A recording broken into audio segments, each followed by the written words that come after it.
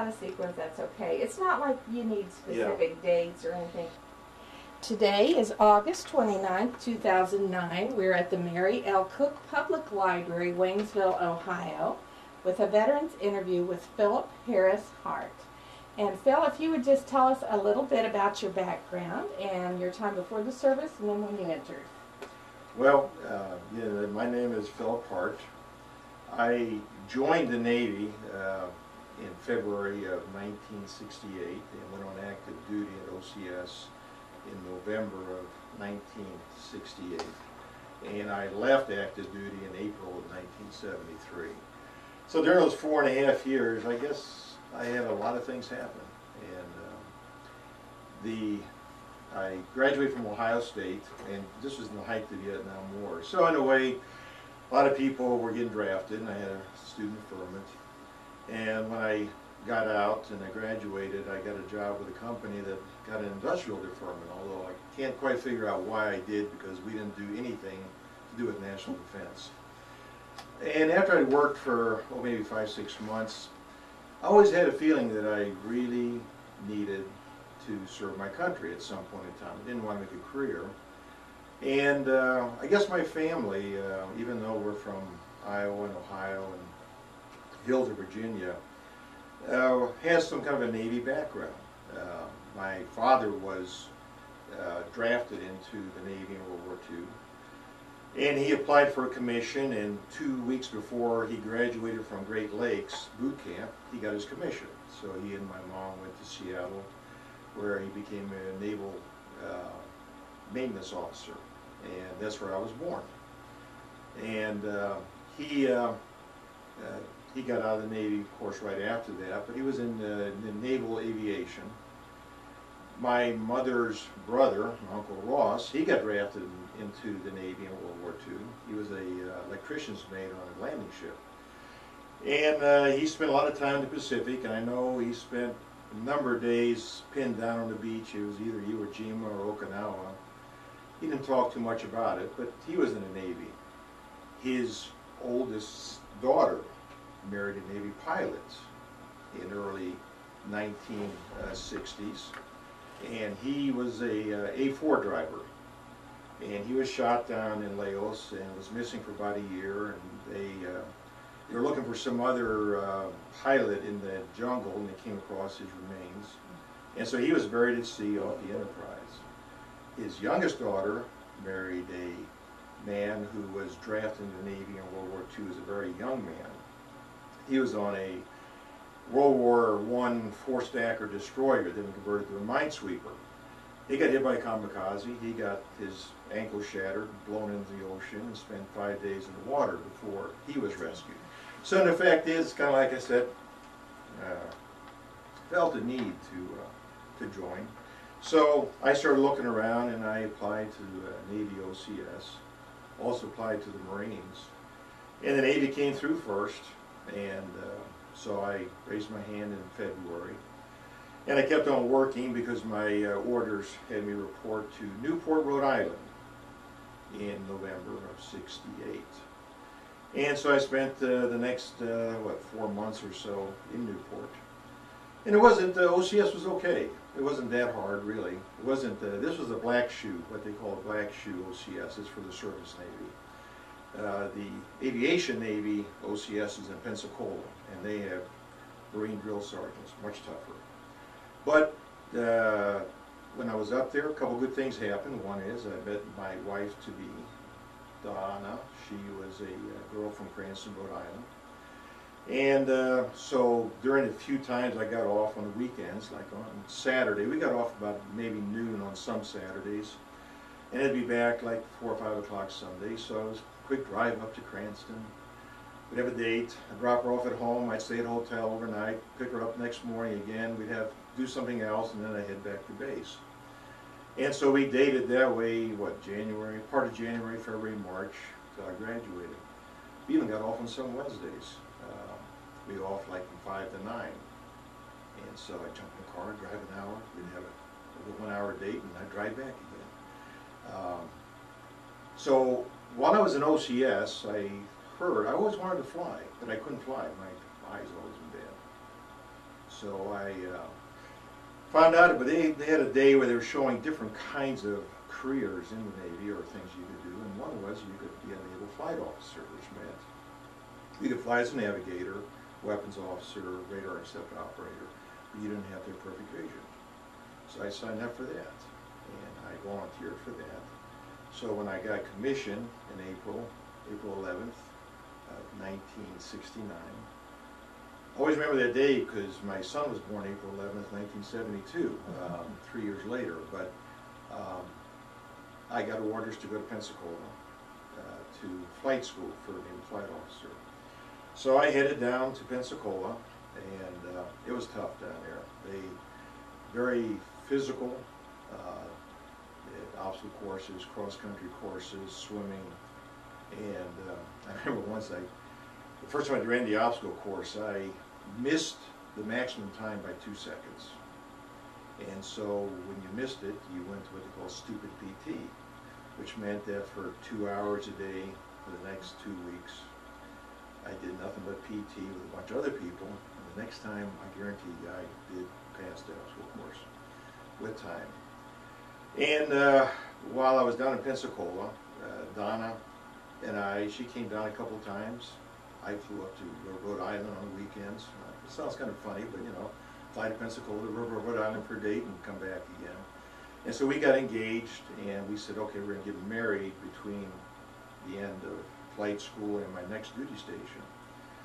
And VT-10 was an interesting place. They train to be navigators. They're still in operation. They still train. In fact, I think they've been training Air Force officers now, too, to be navigators. And the first plane that flew in was called a UC-45J. It was a World War II twin-engine old plane. And you know, you sit back there and we learn how to be navigators. And the ones of us who were going to jet pipeline, we had to fly the T-1, which was as a navigator, which is like a T-33 in the Air Force. So we finished VT-10, and I graduated on a Friday, and I had to report to Glencoe, Georgia the following Thursday. So the wedding was set for Saturday. Jumped on a plane, got to Providence half hour before the wedding, and I got to the church 10 minutes before the wedding. And when my wife walked down the aisles, the first time I'd seen her in like 6-7 weeks. So we got married, went to New Orleans for a quick honeymoon. Thursday, reported in our next duty station, which was Brunswick, Georgia, Glencoe. And we did what they call basic jet navigation. So we were flying T-39 there, flying in that, and basically low-level navigation. And we had you could then put in a dream of what kind of plane you want to fly. And basic jet navigation had, you could fly in A3s, A5s, or A6s. And so I said I really wanted an A6, which was a more modern type, and luckily I got orders to the A6, and I got my wings in Glencoe. In the meantime, for school, before that school started, they sent us up to South Weymouth for recruiting duty, just to hold on to us for a while. So my wife and I, we headed back up. And like I said, down in Glencoe wasn't that bad of a place to be. A little swamp water in the shower when you took it, but it was a nice place. And so we headed back up to Massachusetts and spent a few months up there. And then I headed down to Oceana, which is near Virginia Beach, to join what they call the RAG, the Replacement Air Group, VA-42. And we arrived there like very beginning of January. And they said, well, welcome. And your first thing we're going to do is we're going to send you up to Brunswick, Maine for survival duty, for survival training. So we went up to Brunswick. I went up, the rest of us. And, you know, it was one of those times in the middle of winter. There was about 5 foot of snow. You had to walk around snowshoes. The temperature got up to about 0. The night got down about 20 below. And we spent a number of days out, sleeping out. And then at the end of the training, they captured you and you put you in POW camp, where we got to spend, I don't know, it seemed like forever. in a POW camp. And again, we really thought that maybe they had sent us to Russia because we didn't really think we were in Maine. And they went through and they abused you and they tortured you. And you know, torturing doesn't have to mean that they cut your fingers off, but you know, when you get stripped down naked and it's 20 below, you really wonder what's going on. Now, they told us afterwards that they had a table that said, well, if it's this cold and this much wind, we can strip you down for this amount of time. But of course, we didn't know that. And so we went through that training, and it was good training. It was didn't get much to eat in that week. And so went back to 42, and that's where we learned how to fly, how to be a bombardier navigator, and the pilots learned how to fly the A6 Intruder, which is it was an all-weather, day, night, low-level attack bird. It's one of the first modern planes that they had with radar, inertial navigation, and it was a very, very good bird. It could carry a big, heavy payload and had what they call long legs. You could stay up a long time. So we went through that training, and probably in, I think it was like September, October, finished that training and got orders to what they call BA-35, Attack Squadron 35, which was also in Oceana. Of course, as soon as we arrived, they said, well, welcome. By the way, you're going up to Newport, Rhode Island for Justice School. So, picked up our, well, of course, we had a place down there, but we went up to Newport and spent 3 months up there. And we went through Justice School, learned how to become a legal beagle, and reported back to the squadron. The thing about what you do now, we had a deployment to the Mediterranean set up in June. And so when we got back, it was probably close to January. You start what they do, building up and getting ready for the cruise. Attack Squadron 35 was attached to Air Wing 8, which was deployed aboard the USS America, CVA 66. Which I tell you how old I am now, because the A6 has been retired, my squadron is decommissioned, and they sank the America as an exercise. So I know that I just how old I am. And so we started doing what they call, well, first of all, you did what they call Caracals, carrier qualification. And so you spend a long time landing on what was Fentress Field, which is a small field that's kind of supposed to look like an aircraft carrier. And you practice landing, daytime, nighttime. Then you go out to the ship, and you do Caracals out there. So we, after the Caracals, we started doing what they call mini cruises. You go out for 10 days, 2 weeks at a time. You do, I don't know, 4 or 5 of those before you go on cruise. And you go out and just operate off of the coast of the United States or down in Puerto Rico, that area. And so we practiced that whole time, and then we went to the Mediterranean, got over there sometime in June, I think May or June. And we spent 6 months in the Med. Now, is this 1970? Now we're up to 1971. Okay. 1971. And actually, the Med was kind of an easy place in a way. We'd go out to sea for 10 days at a time. We'd fly, we'd look for Russian ships, maybe do some low levels over Spain or Greece, and basically we were looking for Russian ships and keeping an eye on them and doing exercises and doing a lot of daytime, nighttime flying. But some of us, we could also take leave, and so I met my wife. She came over to Naples at the early part of the cruise, and then she and I took a train over to Barcelona while the ship went back out to sea. And we spent a couple weeks in Barcelona, which was a wonderful place, and we really had a good time. It was kind of a long train ride from Naples to Barcelona, about 24 hours on a train. Had all kinds of people, and everyone's sharing wine and food and whatever else. We couldn't speak their languages, but so then I left her in Barcelona. She flew back. I took a ferry over to Palma de Mallorca, where I met the ship. The ship that was their next import. So I met the ship, got on, and spent the next 5 months or so in the Med.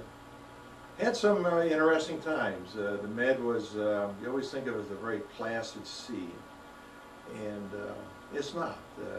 We had some very rough weather. One day we were the tanker crew. The A6 also did tanking duty. And in fact, what we had aboard ours, we had the A6A, which is the basic attack, the A6B, which was designed to go against ground SAMs. We had the A6C, which is the very beginning with the infrared on the pod, and we had the K6D, which was the tanker. So we had 4 different kinds of A6s. And we were the tanker, and I can remember it was getting dark, but we were sitting on a catapult, and the ship would go down, you'd be looking down into the waves, and as the ship would come up, they'd shoot you off. Well, it got dark, and we were tanking the fighters, and the fighters were having a heck of a time getting aboard. And we knew things were rocking and rolling, and we were having to go in and refuel them because they were getting low on fuel, and basically gave away all of our fuel. And so when we came in to land, we were the last ones. You can't see much on a ship at night. I mean, it's just a little light out there, but you had some lights that were right down the center of the deck to see, you know, the lineup, and they kept disappearing on us, and then we'd see them again. Well, we came in, and the LSO says at one time, he says, "Bring her on down," and we just fell out of the sky, and I thought we were going to hit hard, and we just barely touched down, grabbed the wire. And we found out afterwards was when you normally come across the round down, which is the stern of the ship, you have 10 foot of clearance between the hook and the ship. The ship was going 25 feet above and 25 feet below that point. So at times, the ship was actually 15 feet up into our flight path, and the reason the lights were disappearing was we were looking at the bottom of the ship. So anyhow, that was kind of interesting. And we went into Barcelona at that time, and right after that, and we were I was on one of the first boats to go in. When you were in the Med, the ship was too big to come up to the dock, so you had to park, you know, you had to anchor it 4 or 5 miles out, and so you had to take these little boats in. So we got the boat in, and unfortunately, after they got about 1,000 of us in, they decided the weather was too bad, and they stopped boating, and we were stuck in Barcelona for about 4 or 5 days. That was the shame. Yeah, it was just too bad, and so they ended up having the helicopters back out because the weather was just too bad. So we got home, and got home before Christmas.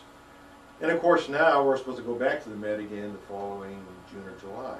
So we started the whole process again of Caracals and going on mini cruises. Well, during this time, about April or so, they started heating the war up in Vietnam. They started getting hot and started doing more bombing of the North. So the Roosevelt was supposed to relieve the Kennedy in the Med in like May, but the Roosevelt got sent over to Vietnam, to Westpac. So we said, okay, well, we're going to relieve her. And at this time, during our mini cruises, my wife, she was pregnant and she was expecting at some point in time. Skipper said, we got 4 mini cruises. You pick which one you don't want to make.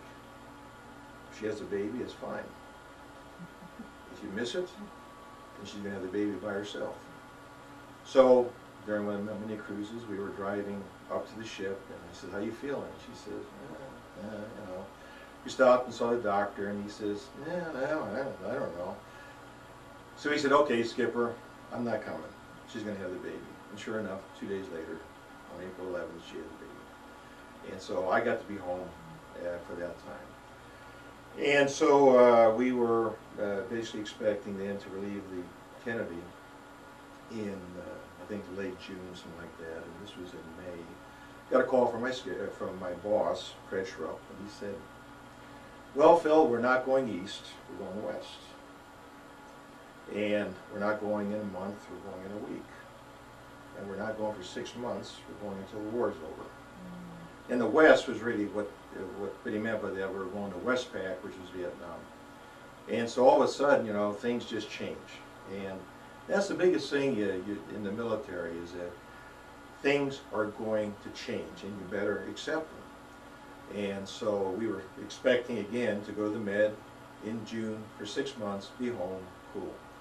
And here we were going, and so of course they recalled everybody who was out on leave and whatever else. And as we were walking up the ship, one of the young men in my branch said, "Mr. Hart, what's going on?" I just got a call to come back from leave, and his wife's there. And I said, "Well, we're going to Westpac. We're going to Vietnam." And you can see his wife's mouth just dropped. And she said, "How long?" And I says, "Until the war's over. You know, we're going to go. You know, they're not going to release us until it's over." So here she is. She's going to say goodbye now. She thought she was going to say goodbye to her husband for a few months, and now it's going to be a very indefinite amount of time. And so we left. When I left, I think my son was, what, 6 weeks old, and headed out. Now, of course, we said we're going west, but we actually you end up going east. You go around Africa and around, and we got to Vietnam, and we operated off a Yankee station, and out there. What is that? What is Yankee Station? Yankee Station is the northern part of the Gulf of Tonkin. Okay. And it's right off the coast of North Vietnam.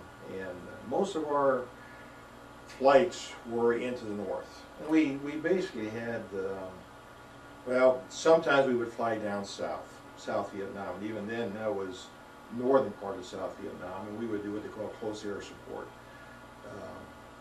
Maybe an Air Force FAC, forward air controller, when they're flying a small OV-10, would see some DC, maybe some movement, and we'd go in and we'd drop bombs on them, or maybe some of the South Vietnamese. And Quang Tri was under attack at that time. That was one of the first places we went in and supported. And we would do some close air support, basically dive bombing. We would carry 16 500-pound bombs, so it's 8,000 pounds each. And you would dive bomb and drop a couple, and then come around and drop some more.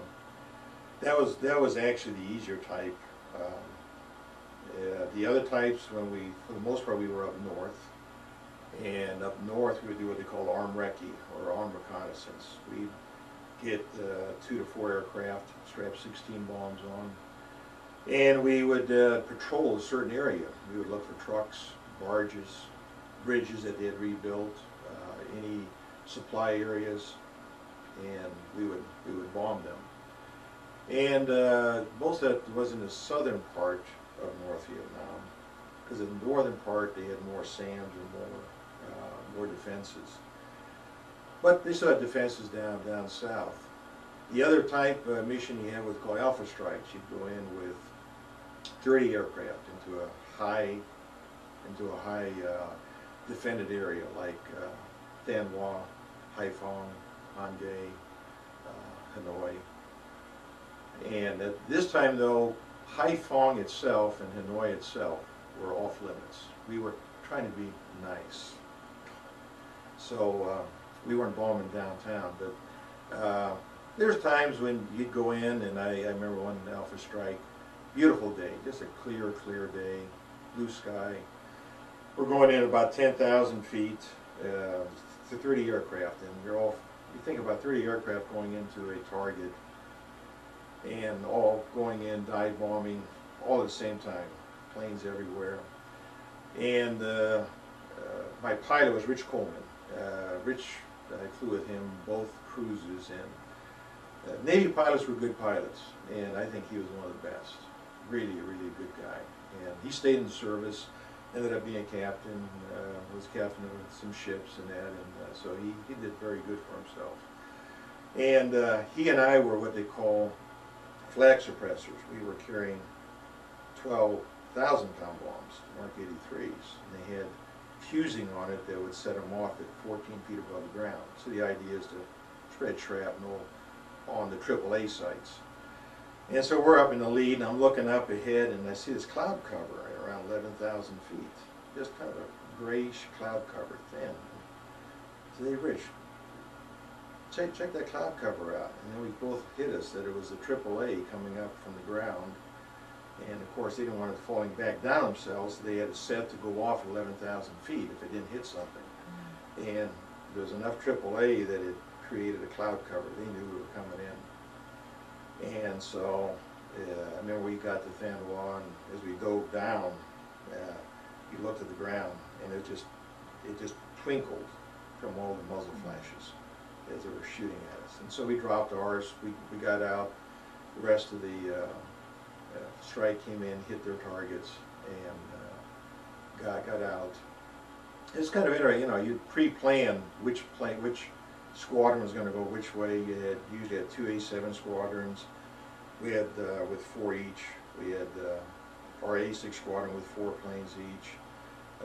We had 2 F4 squadrons, and usually 1 or 2 of them would be bombers, and one of the squadrons would be what they called MiG-CAP, MiG Combat Air Patrol, where they would go after the MiGs that were coming after us.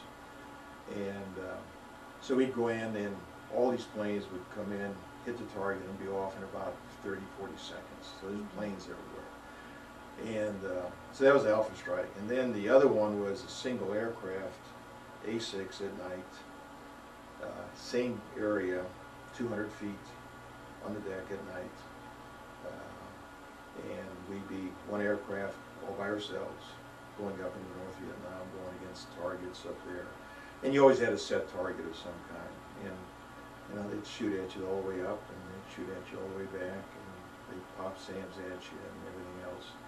But you'd be at 200 feet because the SAMs had a harder time tracking you. But you're right next to the AAA. There was times where I know I'd look out and the AAA would open up, and they were like 200 feet right below me. And you could actually see them in their pith helmets from the hot gases coming out of the breeches, and you look at them and stuff's flying around. And A6 was made by Grumman. We called it Grumman Ironworks because you could take hits and get back. John Urich and Bill Robinson, they felt a thump one night. They knew they had been hit by something. When they got back, they had a hole in their wing this big by a AAA. They'd gone, and you could put your head through it.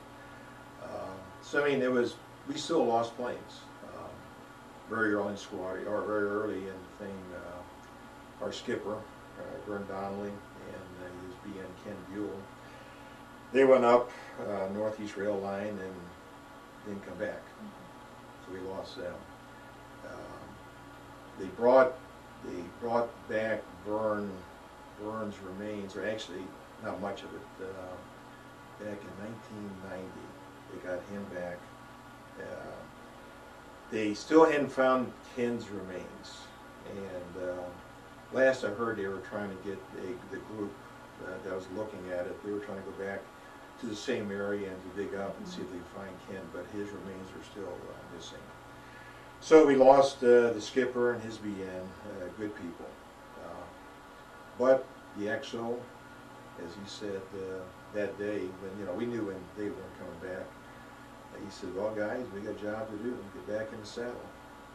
And so we got back in the saddle and kept on going. We lost one other plane, actually down south in South Vietnam, which you always think was not that dangerous, but they got hit by some AAA, but they got over the water and jumped out and got recovered. And we lost, we lost four A7s, and 3 of the 4, their bodies came back. The fourth one we have not. He's still missing. So things were hot and heavy, and probably the biggest thing was when they had the Christmas bombing of Hanoi and Haiphong, where all of a sudden we said, okay, we're in a peace conference, it's not going anywhere. So they took the gloves off, and they sent the B-52s against Hanoi, they sent the Navy against Haiphong. And it was the only thing I ever had. I was a top secret clearance, so the only thing I ever knew that was top secret. They knew that there was a leak somewhere in our communication from Washington, D.C. And I can't remember what the guy's name was, but they did find him years later, that he was telling, Russia was telling North Vietnam what we were doing. Well, they hand carried it out. They actually hand carried the orders out and said, we're going to hit it. and this is top secret. Of course, it was only top secret for about 7 hours. After that, everyone knew about it. And so we made, Rich and I made 2 strikes in downtown Haiphong. And there's SAMs flying everywhere. I remember seeing one SAM going up and it exploded. And then the white turned to yellow, which you knew it had hit a plane. Saw the plane, saw the yellow coming down. And I think that was Carl Wieland, and he ended up being a POW and got released. So he lived through that one. But it was, but actually kind of, we were excited about that because we wanted this war to end. And it wasn't ending any other way, you know. It was one of these things where we just had to go in and we hit them hard. And we did that for about 2-3 days. And then we stopped. And I think they finally got the peace treaty signed in January. And what's that? We're going into 73 now. We're going into 73, right. And they signed the peace treaty, and we kind of saw how things were hanging on, and then they finally said in February, okay, we think things are holding, go home. So as we started heading back around Africa, they said, well, you know, things heat up again, we're going to call you right back. But we went around and we got back home again, and got back in March of '73. And the Navy wanted to save some money, so they gave me an early out. I was supposed to get out till I think May or June, and they said, well, you're you know, early out. So that was the kind of the story. I think, in my personal opinion, is that in wartime, the hardest thing is on the families. Mary Carol Schrupp, who was Fred Schrupp's wife. Fred was a guy he was a BN, flying with the XO, ended up being the skipper. Fred was a mild-mannered guy. If you saw him, you'd say he was a history teacher. Just nice guy, mild-mannered. He had over 300 missions over North Vietnam. One of the heaviest things. He'd been on 3 tours. This was his 3rd tour. And his wife, you know, she knew what was going on. The rest of her wives, they knew things were bad, but you know, it's kind of tough when my wife gets a call and says, "Hey, the skipper and Ken Buell are missing." You know, so this is real. Now, actually, backing off while we were over there, we were at sea 45 to 65 days at a time. We didn't have any of this 10 days out and 10 days in. It was 45 to 65 days. And we pulled into the Philippines quite often because it was easy. But then we also got pulled into Hong Kong, Singapore. Actually, those are only the 2 we went to. Well, when we were planning on going to Singapore, which was in September, October, the wives said, okay, we're going to put together a flight to go over. So some of the wives flew over. My wife did too. And she brought, at my request, our 6-month-old son. Now, she says today that she would never do that again. That was a tough flight. But she mailed to me baby food and diapers and all that kind of stuff. So we had all kinds of things like that. And so she flew over with David. He was 6 months old, and you think, and I met him in Singapore. We were off for like 4 days, and got to see him. That was good. That was very enjoyable, and to this day, I appreciate her bringing him over. And then she flew back, and she said flying back, she went from Singapore to Manila to San Francisco to Boston, and never stayed in a hotel at night. Did boom, boom, boom, all the way back. But I really appreciate her bringing him over. That was a gift of love. So when we got back, I got mustered out basically, and I left as a lieutenant, 03, and thought about staying in the reserves, but there was no, came back to Cincinnati is where I was working, and thought we got in reserves, but there was no flying billets, and I really wanted to fly. So if I was going to have to put time in, I wanted to fly, there wasn't, so I decided not to. But I have to say, I have nothing but respect and admiration for all the men who stayed in. It was tough. You know, it's tough on the families, it's exciting, but you have the skipper that we lost, that was his 7th cruise. He had 5 kids. And I know that the people who stayed in, you know, they went on cruises. You know, they were gone. Pilot I flew with, he led one of the attacks on Libya when he was the skipper of his squadron. So I mean, people, they gave their lives, their time, and I have a lot of admiration and respect for what they and their families did. We kept in touch with some of them, but not as much. It's probably my fault as much as anything else. And but the pilots are nothing but outstanding. They really are. I mean, you think about landing on a bouncing deck at night. Close your eyes, you know, and that's how you come in. Some exciting times. I say, my wife and I look back at this and we say it was really a good time of our life. It really was, even though with all the stress of being separated, wartime and that, it really was a good time. We enjoyed it, a lot of good experiences, and if I had to do it over again, I would do it again. Now, did your wife stay with family? Did she have her own place while you were gone? We had a place down in Virginia Beach, but after she came back, she went up and stayed with her mom and dad up in Rhode Island, just because she wanted to have someone around. But so she was up there for a while. But like I said, it was tough on her. Whenever we hit port,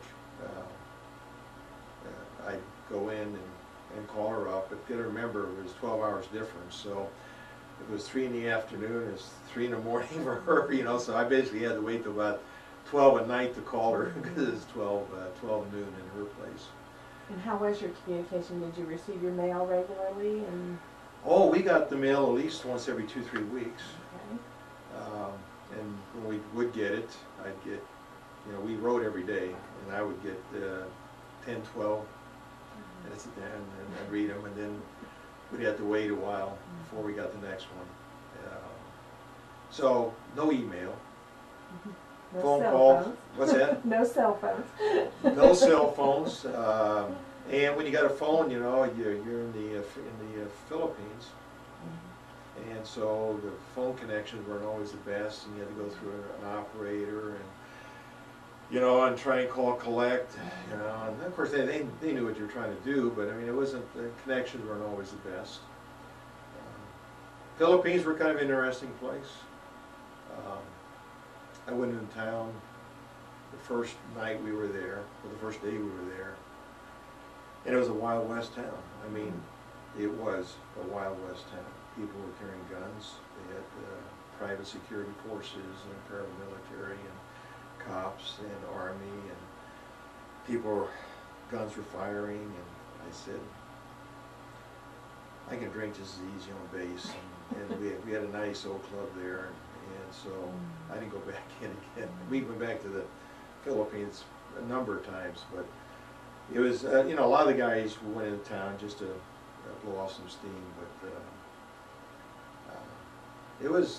it's a tough life for the Filipinos. It really was. It's very poor, no sanitation, and you know, they're tough people, but they're very, very nice people. But it's so all in all, when we were in the Mediterranean, which was kind of nice when we were on that cruise, because we got to hit Corfu, Thessaloniki, Rhodes, and Athens, Crete. And actually, it was kind of funny when we were in the Med. I wasn't flying one day. I had the duty. I always had one officer who had the duty on the desk, and wasn't feeling too good. And went down to sick bay, and they said, well, you may have appendicitis, then you may not. You don't know. And so he wants to operate. I said, well, what's my choices? And they gave it to me. And I said, well, let's operate. And of course, he had 5 doctors aboard with 5,000 healthy young men. He had nothing to do.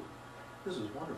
They had someone to operate on. All 5 doctors were there. And I said, I want to be asleep. And a friend of mine, Bob Henley, was the flight surgeon, but he had been trained as an anesthesiast. He says, no, I can't put you out. He says, we're 150 miles to sea. Something goes wrong.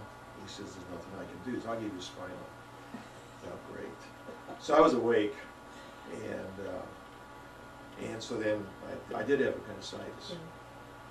They had given the option to 2 other people before me, and they had operations, and they didn't have appendicitis. They just had infections. And so I had the operation, and I was flying 10, 12 days later. I got off the Boarding Roads, and the first day I got out.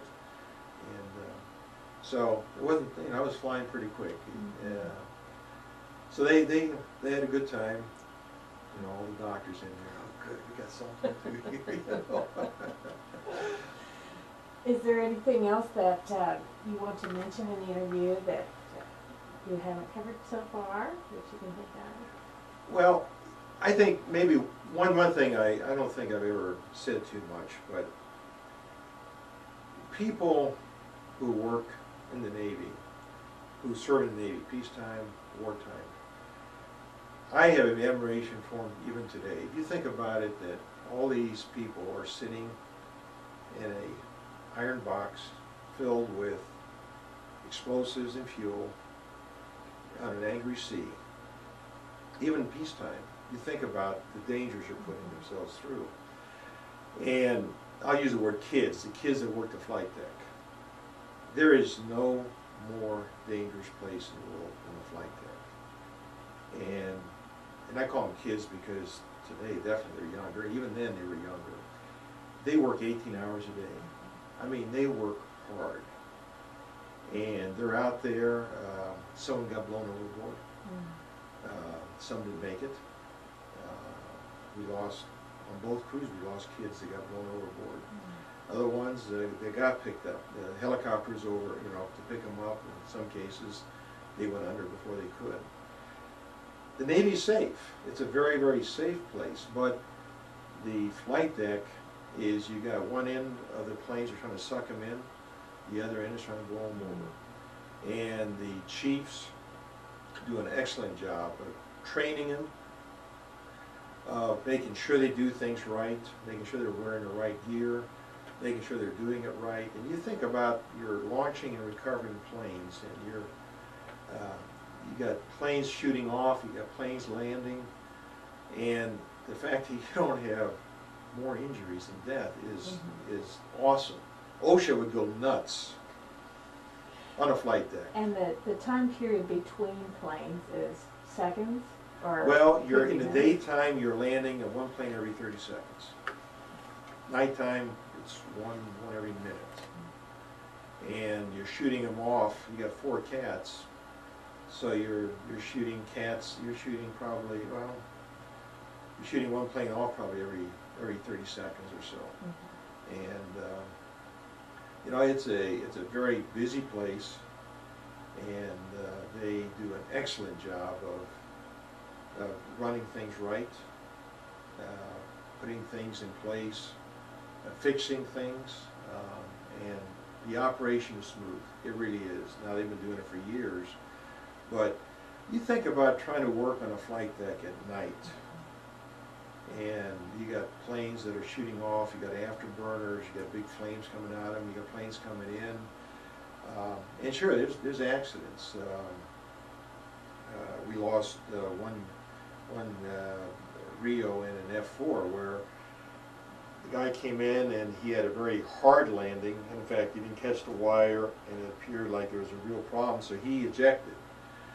The pilot recovered the plane, and they recovered Mike Rice, but he was dead. He had drowned. He'd gone in the water, but for whatever reason he had drowned.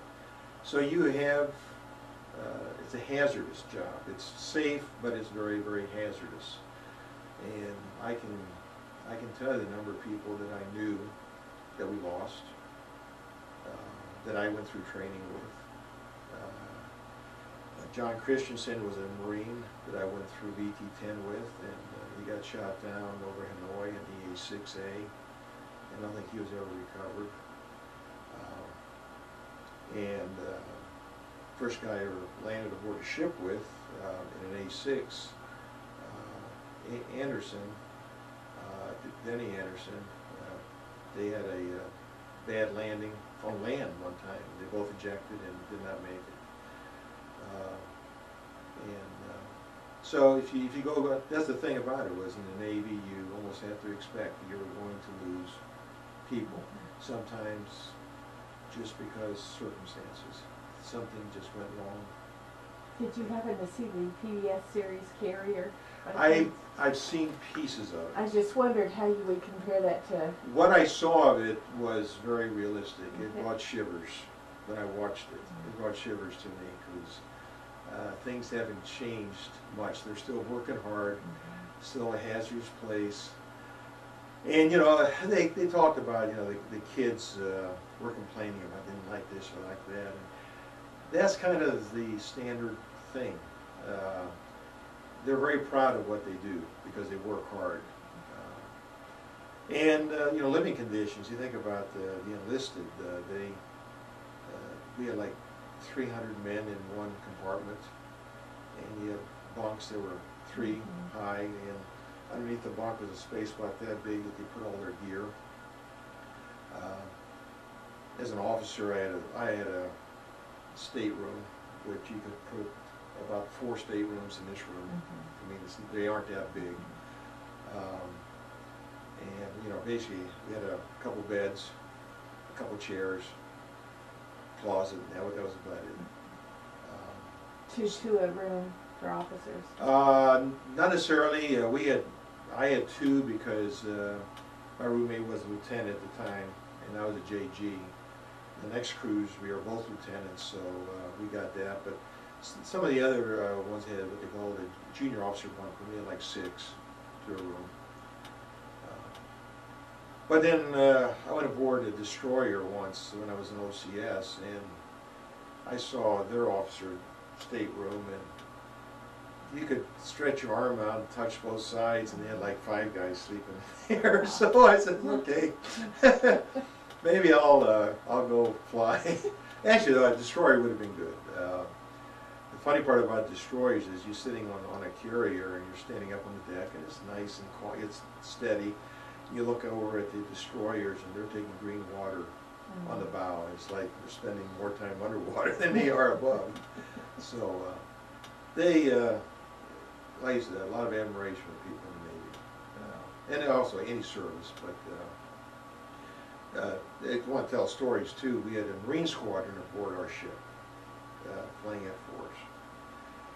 Half the Marines are trained by the Air Force and half are trained by the Navy. So half of them had never been aboard a ship in their life. And so VMFA 333, and they were one of the first Marine squadrons aboard a ship since World War II. And when they did the first Caracals, first night landings, one of them came by and the LSO says, you got to get lower than 200 feet if you want to land. It says that ship is, I don't know, pretty far down. Well, they were good pilots, and we had some the F-4s up on the MiG-Cap during a strike against Haiphong, near Haiphong area. And a couple of MiGs came up, and I don't know if they came to challenge us or what. So they went after them. And I got the tape, in fact, at home of the dogfight. And they went up and they shot down both the MiGs. Problem was that they had not refueled completely. And so when they got done, and the dogfight only lasted maybe a minute and a half. And so they were running low on fuel as they were coming out. And my roommate, Dick Taylor, was flying one of the tankers, and so he flew the tanker in over North Vietnam. And this sounds not like a big deal, but the tanker was a stripped-down A6 that had no electronic countermeasures, had nothing on it. It was just a stripped-down, and they weren't supposed to go over the land. Well, he did go over land, and the F4s that plugged into him were down to about 1.5 minutes of fuel. And so he gave them fuel, so they got back to the ship. But the one that they had, Bear Lassiter and John, I can't remember his last name, as they were coming out, they got hit by a sand and blew their tail off. And the plane was spinning down, and they're yelling and screaming at each other, trying to get to the ejection seat handle, but the plane was falling down like this, and the handle, they were thrown up against the top of the canopy, and they couldn't get their hands on it. And all of a sudden they did. They ejected. They were just a little bit out into the water. They got picked up by the helicopter, and it was kind of an exciting, you know, they're both a dogfight and then them trying to get out. And but they, that was the one and only MiG shot down by a Marine crew flying as a Marine crew in the whole war. Some Marines had shot down some MiGs, but they were flying on loan with the Air Force. So it was kind of neat, you know. So that's kind of it. So I don't know. So you got any other questions, Ken? Well, I think we're almost at the end of our time. All right. So we've been speaking for a while.